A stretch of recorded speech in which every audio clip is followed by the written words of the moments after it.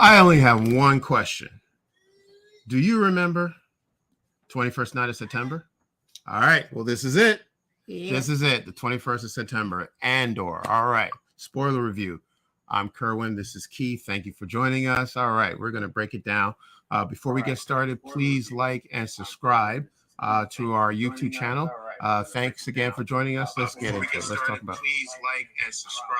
We apologize. I know we're starting a little bit late, but thank you for hanging in there. So let's go. So we're going to talk about episode 1 of Andor, right? We had a great opening and a very, very terrific scene with Andor on Milano 1, and he's heading towards this cantina, you call it, right? And he's looking for his sister. We'll get back to his sister, the backstory of his sister a little bit later, but he's looking for her. Can't find her, can't locate her. He is in this cantina, and there are 2 guys. They work for the corporate security who are, yeah, and just causing trouble. Even when Cassian walks out, right, minding his own business, he walks out, and these 2 guards, follow him, and they shake him down. They start bullying him. They harass him, and then Cassian says no more. Boom, boom. 2 went down. Okay. All right. So Cassian then runs to his ship. And first of all, let's talk about the cinematography. It's beautiful. I mean, when he's running through the rain, it reminded me of a scene out of Blade Runner. It looked that good. So it was wonderful. So he went back, got on the ship, and he got out of there. All right. Titles. Andor. Yes. And the titles. Yes. Oh, the score. I don't even know where to start with the score. The score is awesome. All right.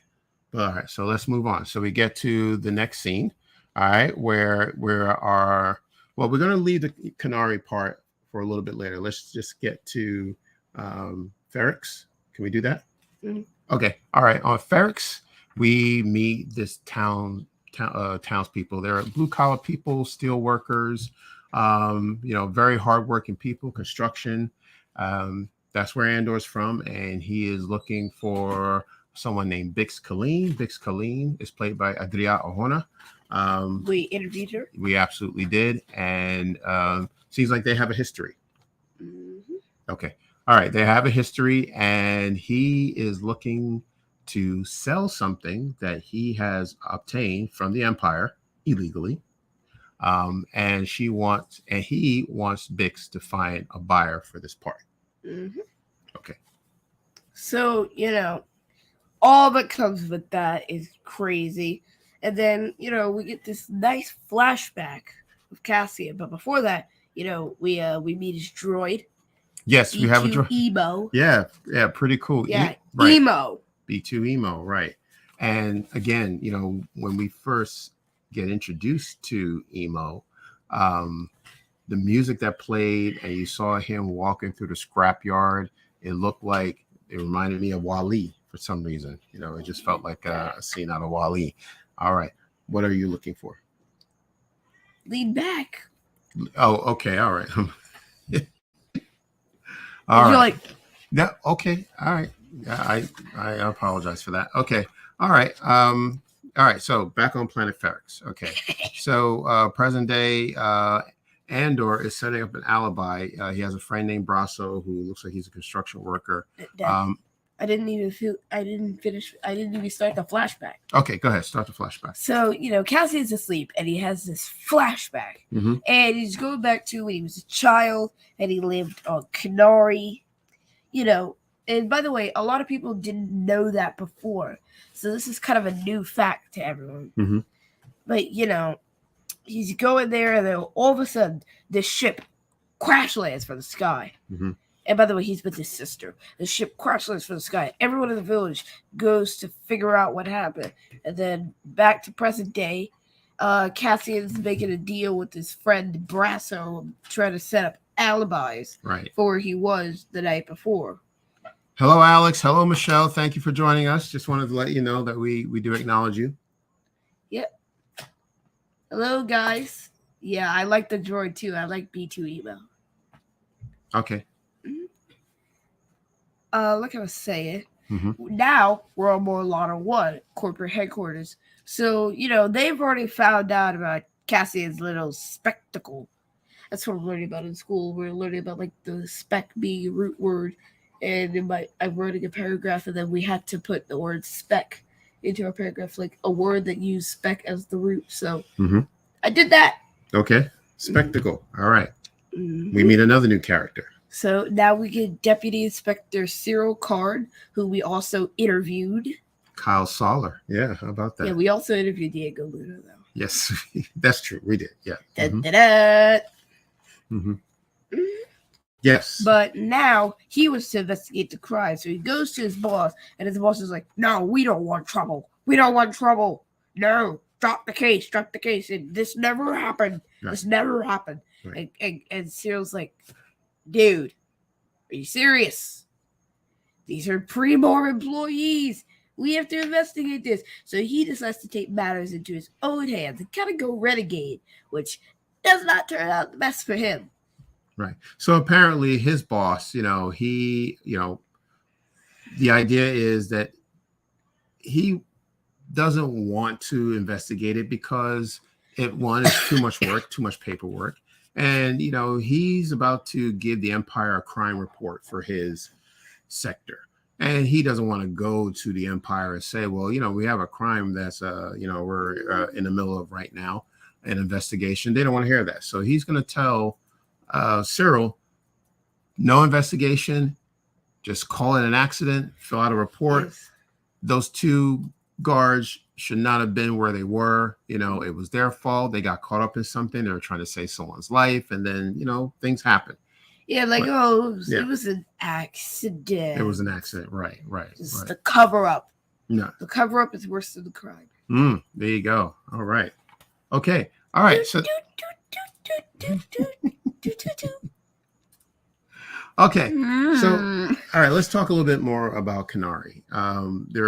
We saw some scenes of this, looks like a native tribe from the planet Kenari, right? Cassian's people. Home planet, we assume that's Cassian's whole planet. So remember when Cassian said that he's been in this fight since he was 6 years old. We see him, I don't know if he's 6. He looks a little bit older than 6. He looks like he could be 7 or 8. Yeah. But so this tribe actually sees a spacecraft explode in midair and is crash landing on their planet. They're wondering, well, what's going on? What happened? And they don't know. And, they're getting prepared for battle. They're putting on their gear and getting their sticks and their blow darts. Right. Just on the defense, and they want to go and investigate. All right. And that picks primitive up weapons, which are actually pretty cool. Yeah. And that picks up in episode 2. All right. So let's talk about episode 2. We can move it in. Are you done with episode 1? Anything else you want to cover in episode 1? We're not done, Dad. Okay, go ahead. Mm-hmm. So we completely forgot about Bix, by the way. We did talk about Bix. Well, kind of, but we forgot the last part. Okay. So Cassian, remember that Imperial property he stole? He's looking to make some money. Mm-hmm. So he wants to sell it to somebody. And the piece he stole is an NS9 Star Path unit with vector crystals stolen from the Imperials. And Bix happens to know a buyer. Yeah. And meanwhile, Karn steps up the investigation. Mm-hmm. And now his whole team of people know about Kenari. Right. Okay. And now we start episode 2. Now, just a question for you now. Do you have any idea what an NSN star, what is it, an NSN Star Path is? No. Yeah. NS9, sorry, Star Path. Yeah. By the way, guys, you want to hear a fun fact? Cassian said he fought in the Battle of Minbin when he was 16. He was 26 in Rogue One. And the Minbin campaign from Solo Star Wars Story, as some of you fans might remember, took place 10 BBY, I think it was. That means that Han and Cassian fought in the same fight and might have known each other. Gotcha. If you think about it that way. Gotcha. Right. So it's possible. A pretty cool fun fact. All right. That's possible. Very good. Okay. All right. Let's keep going. All right. Yes. Yes. Oh, popping the popcorn. All right. Thank you. Hi. All right. Time for Q&A. We want to let you know, of course, if you have any questions, type in Q&A and then type your Q question, plus in Q chat. plus, and type in your question. If you have any comments, just feel free to drop it. So Oh. thank you. This is a spoiler review. Just want to make sure, again, if you have not seen it, we understand. You can always watch the episodes and come back and watch this, but it is a spoiler review. We've just talked about episode 1. We're going to move now into episode 2. Mhm. All right, so here we go. So episode 2. So now back to the Canaries. There's this crash ship, and they go to investigate the ship. The leader gets very close to what's left of the crew. There, looked like there were no survivors, but it turns out that there was actually one, and ambushed this Canary warrior from the back and took her down, unfortunately. And then the other tribe council started firing darts, right? Mhm. Right at them, and he was taken down. So this is really a shock to them because they lost their leader. And these are mostly children, by the way. Right. Yeah. Right. Exactly. These are kids, and she was the leader. She was the one that, said that, well, I'm going to go investigate and make sure that, everything is safe before she got there. And unfortunately, she lost her life. All right. So then we go back to Ferrex, right? And Bix is doing some investigation. All right. And she realizes that there is a bulletin, what we would call a bulletin in our time. What they call a hollow alert. Right. There is a hollow alert. There is a warrant out. By the way, thanks to all our 4 viewers for tuning in. Yeah. We had 6 at one point, but thanks to you guys for staying in. No problem. So there's this bulletin that reads that Cassian is wanted. Right? They're looking for a Canary man. They don't say it by name. They say like a Canary man. Right. They said a Canary man. They know he's from Canary. Okay. And how they know that is when in episode 1, when Cassian went into the cantina and he spoke with one of the workers there, well, she was brought in by corporate security for questioning. So she, obviously told them that he said he was from Canary, or he's looking for someone from Canary. So they put 2 and 2 together. So, okay. He's wanted.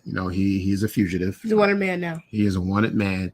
Bye-bye freedom, Cassian. Bix has a close friend named Tim. All right. Boyfriend. Could be. Could be. And just a little bit of backstory. So, we were saying that Cassian and Bix looks like they've known each other for a very long time. They've had a rocky relationship.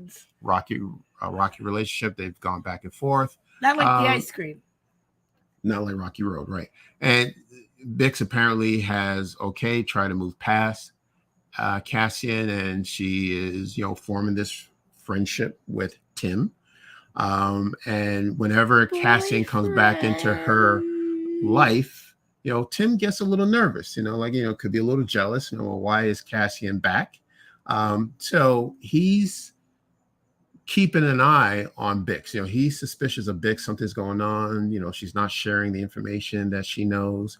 So he starts to follow her, and he's looking behind her and sees the same hollow net, right? With that tells you that Cassian is on the loose. Yep. This Canary man. So what he does is he rats Cassian out. Yeah, he leaves a tip for corporate security, but we'll talk about that more in episode 3. So now episode 2, continuing on episode 2, we meet another character. This is Marva. Yes, Cassian's mother. Cassian's right, played by Fiona Shaw. Adopted mother, apparently. Okay, and there's a backstory for that as well, played by Fiona Shaw, like you said. She is worried sick about Cassian. He's in a lot of trouble. What did you do? Why do people know you're from Canary? We told them you're from someplace else. Fest. Yes, and he's like, every person I've told you were from Fest. Yes. Why would you go and tell people that? Right. Exactly. So she's very nervous. Meanwhile, Bix has found a buyer for this star path that Cassian has, and he is on his way. His name is Luthen. Right. Yes. This is Luthen Rail. This is played by Stellan Skarsgård. Well-known character actor, so I'm sure you're familiar with him. So, by the way, thanks to all our 6 viewers for tuning in. Okay. Well, thank you. No need to keep track. It's No, I fine. know. Just like, Yeah, that's pretty cool though. it's nice. It's nice to have people tuning It's in. really nice to see people, tune in. Absolutely. Absolutely. All right. So let's finish up episode 2. So he is on his way to Ferrix to look for Cassian Andor. All right. Did we miss anything from episode 2? Do you think? Let's see. Yeah, Linus Marks. Linus Marks. Okay. Or Let's. Morks, I think it was. Yeah, I may have. It's like pockets yes. fermenting. Yeah. So Who there talks like that? he is. He's a sergeant in the corporate security. He works with Cyril, and They're on the same mission now. Yeah, he and Cyril seem to be on the same page, and he also believes that these people need to be in order. There needs to be order. There needs to be some control by corporate security. So he is helping Cyril find Cassian. Turns out that they actually do find him. They know where he lives. So now they are also on their way to Ferrix. All right, and that leaves us at the end of episode 2. Okay. And now, let's episode move 3, on to episode we're back 3. on Canary, and Cassian's investigating the ruse of the ship, and he's just kind of trashing everything because he's so mad. And then he gets found by Marvel, who's looking for valuables to sell. Mm-hmm. This is a flashback. Yes, this is a flashback, by the way. So she finds Casa and then, carries him off, helps him get to the ship, gets him off Canary, and then saves his life and adopts him. Now, flashing to present day, Luthen arrives. Bix is briefing him about, everything that's happening. And then the deputies land on Ferrix. They find Marva, and they're like, we got a search warrant. Move out our way. Yes. Which is kind of crazy. Because everything is happening in, like, this spy thriller sequence. Mm-hmm.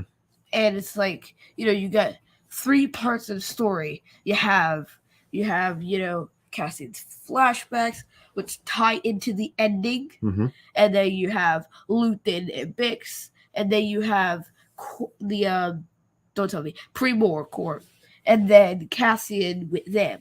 And then they all meld together in this nice cake. Yeah. Yeah, this was a spectacular episode 3. So let's talk about the conversation that Luthen and Andor has. So it looks like they're in this warehouse. Did I miss something? No. Oh, it looks like they're in this warehouse. Except that he totally gave himself away because Cassian was trying to talk to B2, and B2 put that on broadcast to literally everybody in the room. Well, right. Okay. And then the course found out where he was by tracking his location via comlink. That's right, exactly. So yeah, Cassian made a couple of mistakes. He wanted to have a comlink so he could talk to B2 Emo. Just so happened that when he started communicating with the droid, I'm gonna call him Emo Bot. Yeah, the corporate security have already raided Marva's home and held her, and they heard everything, so they knew exactly where to find Andor. Yeah, right. So this conversation with Luthen and Andor. Yeah, it is insane because this is like, I know everything about you. Cassian's like, give me the money. Yeah. Show me the money. Right. Show me the money. And Luthen's like, I know everything about you. I know about everyone. I know about everything you know. Yep. Canary male. Yeah, he knows he's on the run. He knows what he did. He even knew about his father, which we don't know much about, but he knows the fate of his father, what happened to his father. And Cassian's like, well, who are you? Who are you working for? And, he's talking to Cassian and said, okay, well, don't you really want to get back at the Empire? Aren't you ready to do something? I must say, though, he's not the best recruiter.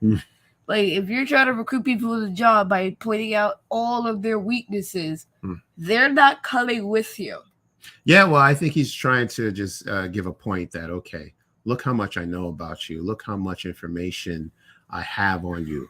We can use this information against the Empire. We can also, infiltrate the Empire, with your skills and, what you bring to the table. You could be an asset. No, we don't know exactly, because at this point we don't know if Luthen is actually even working for the rebellion. He could be just a rebel cell, right? Like a Saw Gerrera. He's out there, doing his own thing with his own group of people. We don't. So it's kind of insane. Yeah, right. But So, of course, they're interrupted by the corporate security. They're surrounded in this abandoned area. And then it's a Luthen, blaster fight. yeah, Luthen Like has these chains are falling down. yes, Cassie is running to get the star device, and it yes, just keeps getting knocked over, and he keeps getting blocked by all these chains falling from the ceiling. Luthen keeps trying to dodge.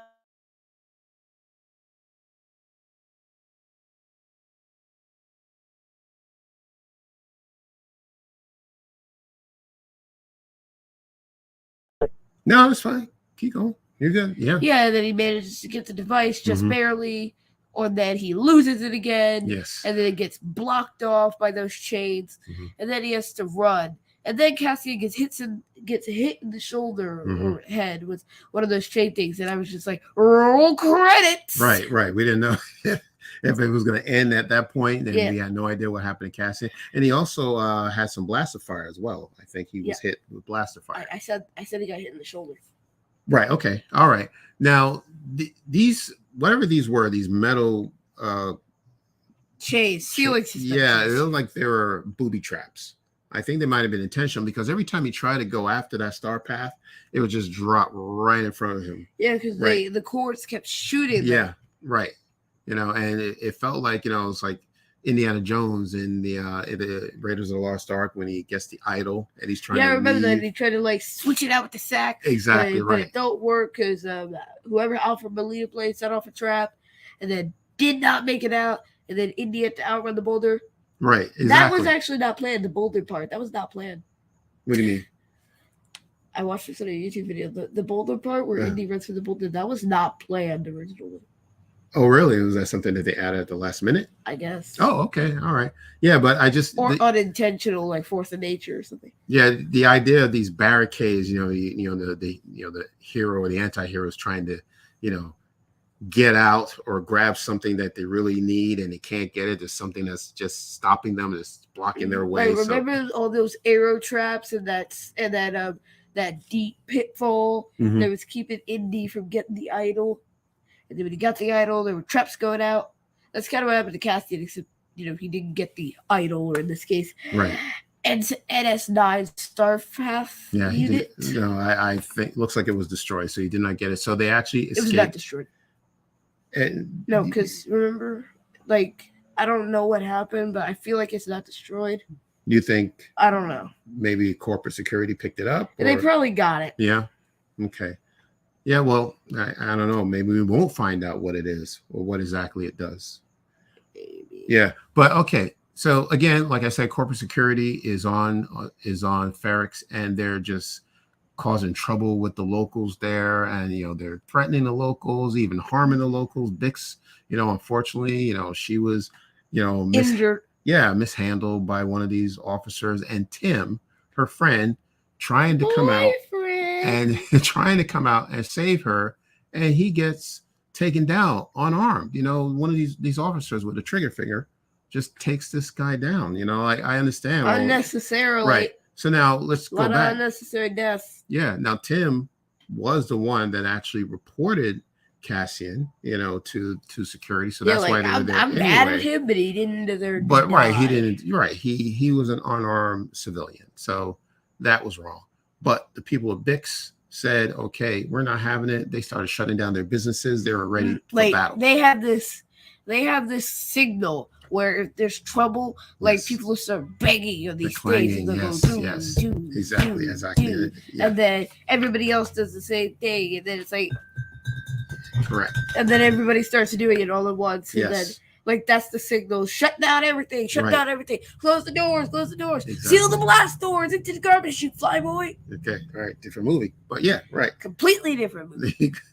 Right. But what happens when the clanging stops? Exactly. Because like Marvin said, when the noise stops, then you should be worried. That's when you should worry. And worry they did, because the people of Ferrex took care of some of the locals. They are crafty. Right. They were crafty. Wait, what do you mean the people of Fergus took care of the locals? Yeah, the people of Ferrex took care of the corporate security. Yeah. Yes, right. Like one Mhm. of them was crafty enough to tie like this huge chunk of metal Yes. to one of their ships. Yes. And then one of these corpsmen decides, oh, let me fly the ship and not check if it's attached to something, Wow. and then there's this big explosion because the way the weight distribution works on a plane is if there's weight dragging down one side of the plane, it's not going to work because there'll be more force on, say, the left wing than there is the right wing, which is going to bring the plane down. You have to have the weight evenly distributed across all sides, top, bottom, left, and right.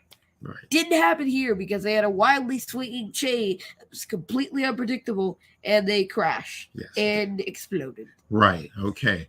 And that actually distracted the corporate security and gave Luthen and Andor some time to escape. And they get off in this land speeder, and they almost make it, and then they get blown up. Psych! Nah, like not Kyle. I keep doing that. Cyril's face was the face of demotion because we all know it's coming in episode 4. Yeah. Because he was like, yeah, what? Yes. Decoy. When he saw the speeder bike. L. Hey, do you know how much I love speeder bikes? Okay. Yeah. I love a speeder chase, but give me a speeder bike doing any kind of speeding is fine with me. I'm ready for that. And there's time for a speeder bike.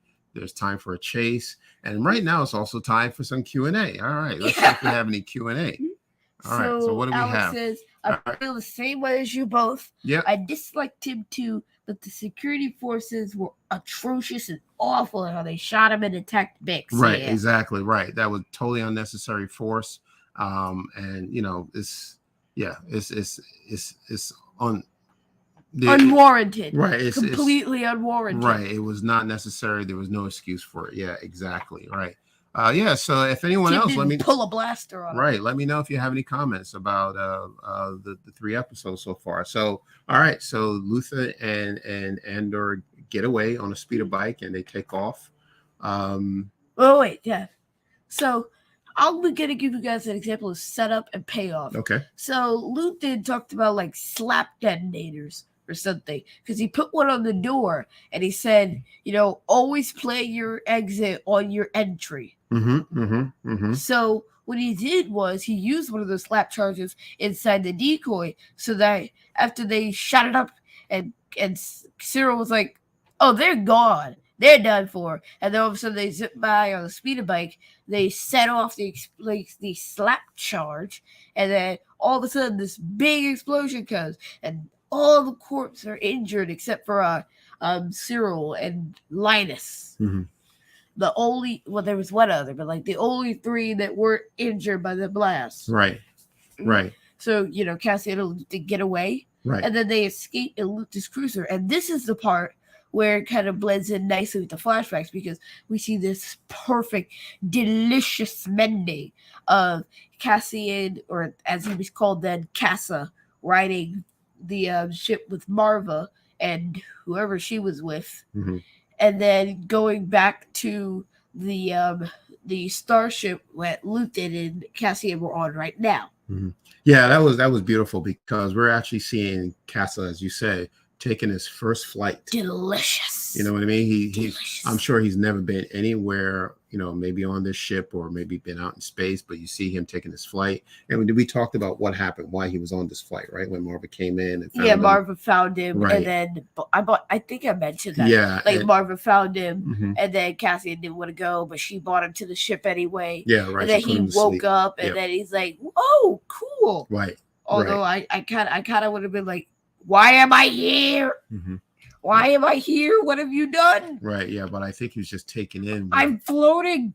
Yeah, he was just taking in the sights. He just had no idea, what is this ship? Where am I going? And here he is again, a grown man. He's taking another flight with somebody else who he just met, and who knows where they're going, And then that was episode 3. Yep. Right? Yeah, that was pretty good. Yeah, it was. What did you notice about the theme, Daddy? The score, you mean? No, the opening theme. Oh, right. So if you listen to the opening theme of each episode, you could tell it's not the same. The theme is the same, but it varies. There's a variation between the theme. Like in music class, we're learning about that. It's like the harmony kind of. Okay. Yeah. That's like if a piece is in major or minor. Sometimes it's in major, sometimes Right. it's in minor. Right. See, there may be, we don't know the entire It's also like the Andor timbre. theme. It really depends on how long the theme is. So if the theme is maybe 3 minutes, they're only playing maybe 20 seconds in episode 1, then another 20 in 2. And It's like 10. Right. So, or 10 seconds. Right. So they're playing parts of his theme, but when you hear it, it's just a different variation of the theme.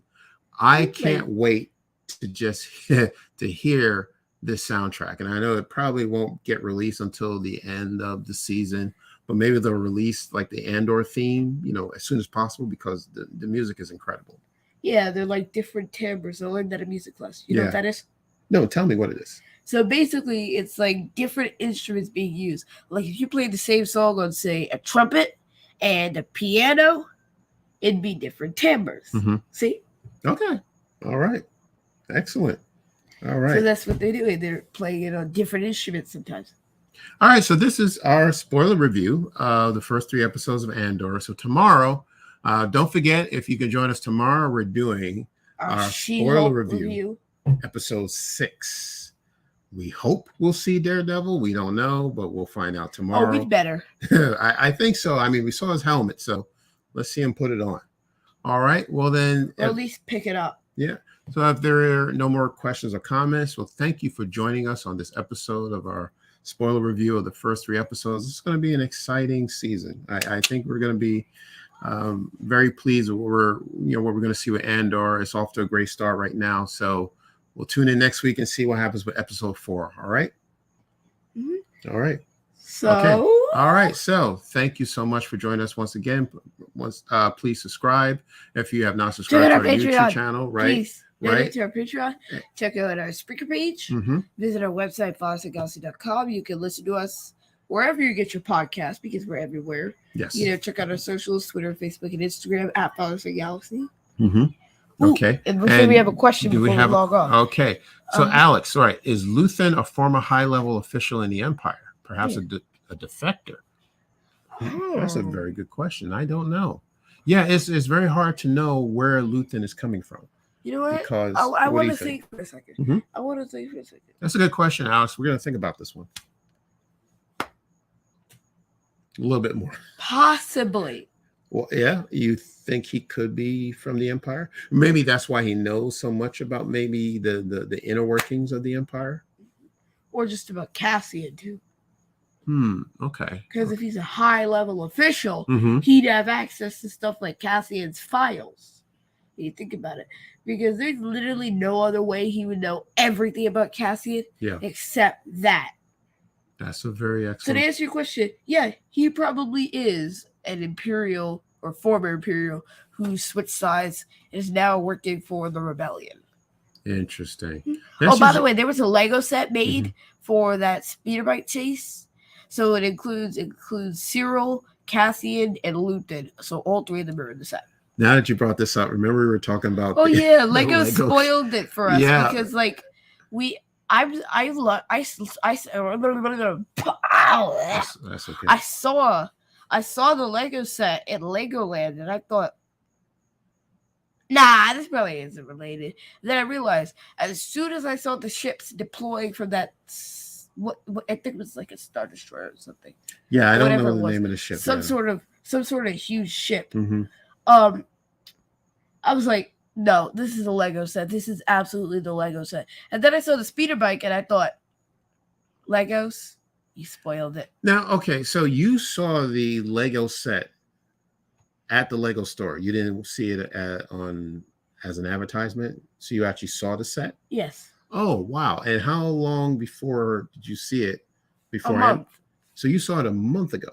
Yes. That is interesting. Yeah, so it's called Ambush on Ferrix. Like I said, it's called Ambush on Ferrix. Wow, and that is a huge spoiler. They put Ferrix in the title. Yeah, nobody knew any of this was taking place on Ferrix.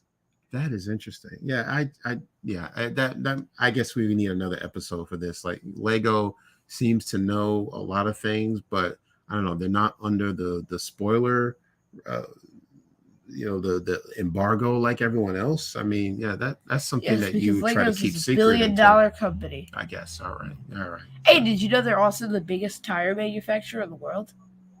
Lego is the biggest tire manufacturer in the world. It's true, actually. Okay. All right. You can Google it. All right. Well, You would have thought it'd be like Michelin or something. That is Or interesting. Goodyear. We may want to do an episode on Lego. Like, we need to figure out, okay, how is Lego getting this information, and why aren't they keeping it a secret until it's time to reveal the spoiler? All right. Once again, everyone, thank you for joining us. So until next time, take care, and we will see you again.